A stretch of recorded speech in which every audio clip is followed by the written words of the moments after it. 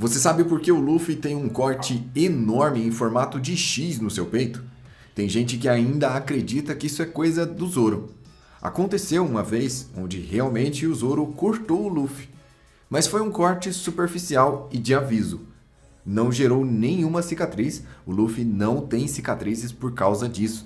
E o nível do Luffy antes do time skip é importante para a gente entender tudo isso. O nível dele era bem mais baixo. Se você comparar as coisas que o Luffy consegue fazer graças ao treinamento durante o time skip com o Luffy antes do time skip, ele sofreu uma evolução monstruosa. E para ele conseguir entrar no time skip, ele teve que passar por Impel Down e Marineford. Isso foi crucial para o Luffy. Fez ele evoluir como pessoa. Ele viu que o nível que ele estava não era suficiente para a realidade que ele estava vivendo. Então, ele precisava realmente fazer alguma coisa. Lá no arquipélago de Shabod, foi uma virada de chave. Eles descobriram que tinha gente muito forte, a marinha bateu de frente com eles e eles não aguentaram.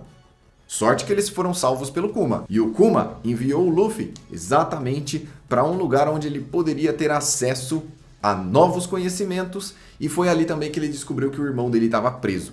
Então ele foi salvar o irmão dele. O Ace preso, o Luffy começou a aprender nesse caminho. Essa jornada foi de aprendizado total. E em Impel Down, ex-inimigos viraram aliados, algumas pessoas se tornaram aliados sem conhecer ele, e aí ele foi mostrando o poder que geralmente as pessoas falam que ele tem, que é de conquistar os inimigos ou as pessoas ao redor e fazerem elas segui-lo. As pessoas veem a determinação do Luffy e veem ele fazendo o impossível, fazendo coisas impossíveis, fazendo verdadeiros milagres, e falam, peraí, acho que eu vou seguir esse cara. Então, quando você vê um vídeo igual esse, você também tem que pensar assim, cara, eu vou curtir esse vídeo, eu vou me inscrever nesse canal, porque é exatamente assim que funciona. Entre os aprendizados que o Luffy aprendeu entre Impel Down e Marineford, ele viu o quão poderosa é a marinha. Ele ainda não tinha essa noção. O Garp tratava ele como uma criança como ele era antigamente. Agora ele já era adulto, as coisas eram diferentes, as regras eram outras e ele estava realmente em trabalho ali. O Garp estava trabalhando. O Luffy era um criminoso, inclusive envolvidos em crimes a níveis globais, aliado ali à Barba Branca e grandes nomes. Então, fazer o quê? O Garp teve que ir contra ele. Claro que o Garp não fez nada.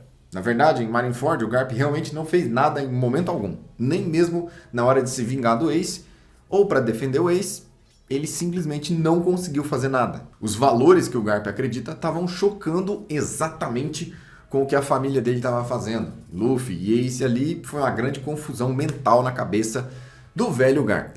Mas infelizmente, o Luffy viu a verdadeira realidade da marinha, o que ele precisava evoluir, como ele precisava evoluir, e aí, as coisas começaram a andar. Mas até aqui, ele não tem cicatriz. Enquanto o Luffy fazia impossível atrás de impossível, inclusive Marineford é um dos melhores arcos de One Piece, ele perdeu seu irmão. E a dor de perder o irmão também mudou o Luffy.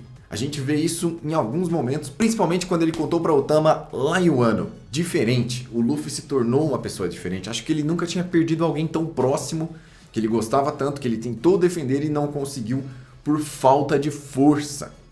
Depois dessa vez, o Luffy nunca mais perdeu por falta de força. Ele pode ter perdido momentaneamente, mas ele voltou e conseguiu vencer. Perder, de realmente perder e ter que se retirar, nunca mais aconteceu. A gente já sabe que o Akainu é meio psicopata. Ele não é como os outros almirantes. Ele gosta de fazer as coisas, parece que ele tem prazer em fazer aquilo. E ele tem uma forma de execução própria. Um jeito dele deixar a assinatura, o Akainu esteve aqui.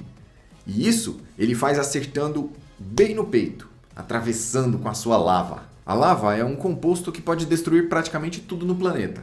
Poucas coisas batem de frente com a lava. Graças a isso, o soco do Akainu tem tanta efetividade. Mas alguém resistiu ao soco do Akainu, e não foi o Luffy. O Ace recebeu um golpe forte. O Akainu mirou no Luffy, falou que ia acabar com ele primeiro, e o Ace foi lá e colocou as costas naquele lugar. Pensa bem, como é que estava o Ace nesse momento? O Ace já estava um tempo preso em Impel Down, alguns dias preso em Impel Down.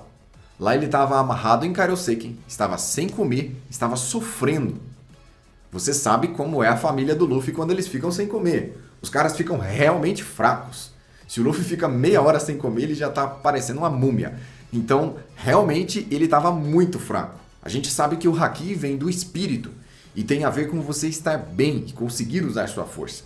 Se a pessoa está enfraquecida, ela mal consegue usar ali os poderes da sua Akuma no Mi e Haki, então é bem difícil. E para os caras que falam que não tinha Haki em Marineford, tinha sim. Não tinha a coloração preta nas mãos.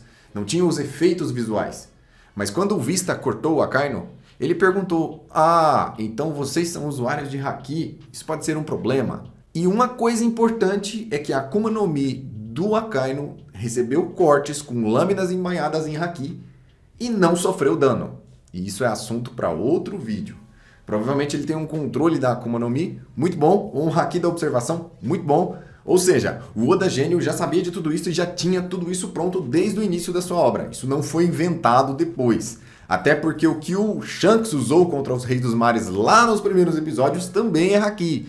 Então o Haki sempre existiu na história. Não existe essa conversa de que o Haki veio depois do time skip. Então o Ace todo enfraquecido recebeu aquele golpe forte. O Ace era forte. O Ace no seu auge, estando alimentado e sadio, provavelmente ele teria, quem sabe, resistido àquele golpe do Akainu. Se ele usasse Haki para proteger as costas, talvez ele saísse ferido, mas a mão não ia atravessar ele. Ele tinha Akuma no Mi do fogo, isso é até sem sentido. Mas tudo bem. Como o Ace também é Logia, se ele tivesse ali no seu máximo, ele teria sobrevivido ou aberto seu corpo, como as Logias conseguem fazer, ou saído dali, levado o Luffy de algum jeito.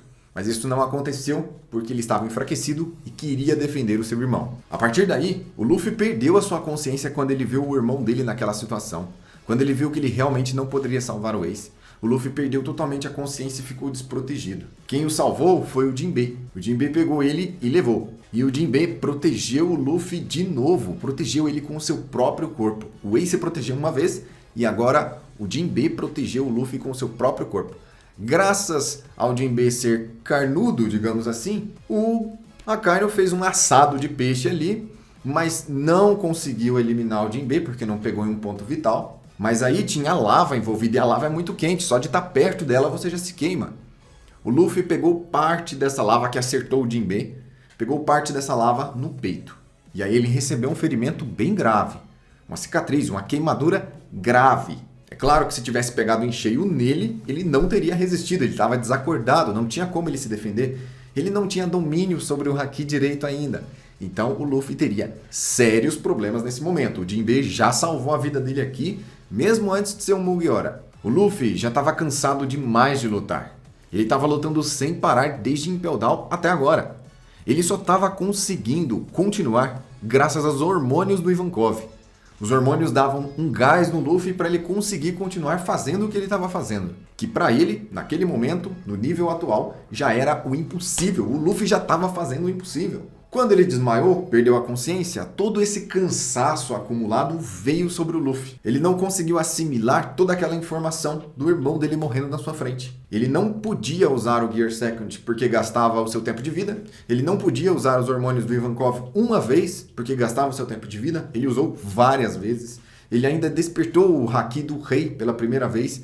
Então ele estava fazendo impossíveis atrás de impossíveis só para salvar o irmão. O que no final das contas ele não conseguiu fazer. Law foi quem cuidou do Luffy e usou suas técnicas medicinais para tratar aquelas queimaduras.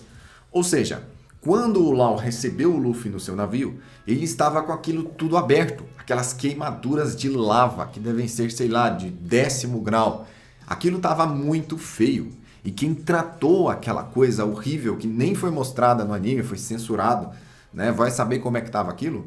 E o Law foi quem tratou dele, foi quem curou aquilo. O Luffy não resistiria sem um tratamento médico. Depois da cirurgia do Law, Luffy ficou com uma cicatriz em formato de X. Foi o que sobrou de recordação pelo seu irmão e da sua batalha contra um almirante. Há uma teoria muito boa que eu quero que vocês viajem aqui comigo agora, que é sobre o Law ter feito a cirurgia perene no Luffy.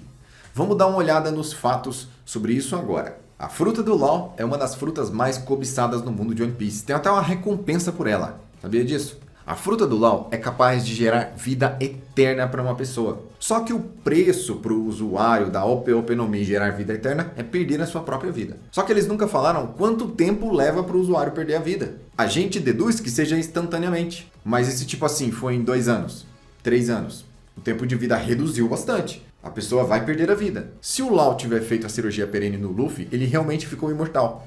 E o Law vai perder a vida. A gente não sabe se é em 2 meses, em 2 anos, em 5 anos. Pode ser, essa teoria faz bastante sentido.